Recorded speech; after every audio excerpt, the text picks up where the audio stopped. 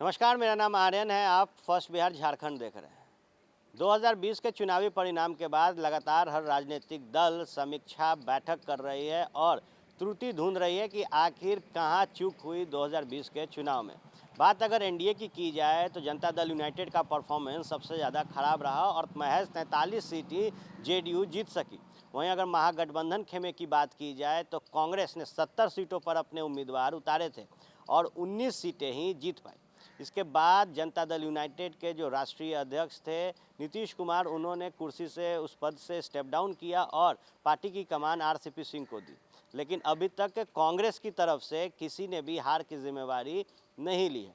ऐसे में बड़ी खबर जो निकल कर आ रही है वो ये है कि शक्ति सिंह गोयल ने आला कमान से कहा है कि उन्हें बिहार प्रभारी के पद से मुक्ति दी जाए। इसके साथ ही उन्होंने कहा कि जो निजी कारण है उसके कारण वो बिहार में सक्रिय नहीं हो पा रहे। साथ ही साथ उन्होंने कहा कि संगठन में उन्हें एक हल्का काम दिया जाए। गौरतलब हो कि लगातार जब चुनावी परिणाम आए थे उसके बाद से ही महागठबंधन में आरोप और प्रत्यारोप का दौर शुरू था। कई दफ़े राष्ट्रीय जनता दल के कई नेताओं ने मुखर होकर इस बात को कहा था कि अगर बिहार में महागठबंधन की सरकार नहीं बनी तो उसका सबसे बड़ा कारण कहीं ना कहीं कांग्रेस का प्रदर्शन है। इसके साथ ही वाल्मीकि नगर जो सीट थी वो कांग्रेस के खाते में गई थी और वाल्मीकि नगर को कांग्रेस का घर कहा जाता है। ऐसे में जब कांग्रेस के उम्मीदवार वाल्मीकि नगर में हारे तो कांग्रेस के अंदर खामे में ही जिक्र होने लगा कि जो बिहार का नेतृत्व है वही खराब है और नैतिकता के आधार पर जिस तरीके से राहुल गांधी ने राष्ट्रीय अध्यक्ष के पद से इस्तीफा दिया है, वहीं बिहार के जो नेतृत्व हैं उन्हें भी इस्तीफा देना चाहिए। बहरहाल अब जब समीक्षाओं का दौर चल रहा है तो कहीं ना कहीं ये खबर निकल कर आई है कि शक्ति सिंह गोहिल अपनी जिम्मेवारी को समझते हैं और हार जो हुई है कांग्रेस की उसका जिम्मेवार खुद को समझते हुए बिहार प्रभारी के पद से हटना चाहते हैं।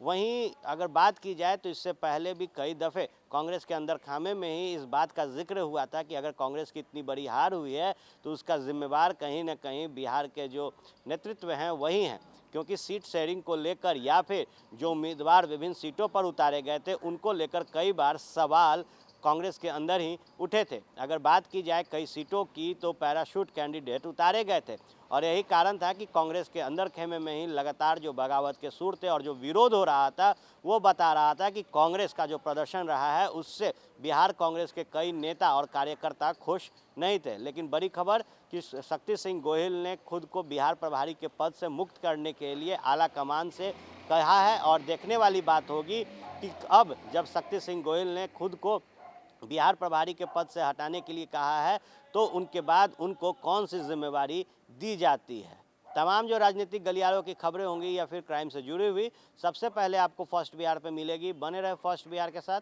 धन्यवाद।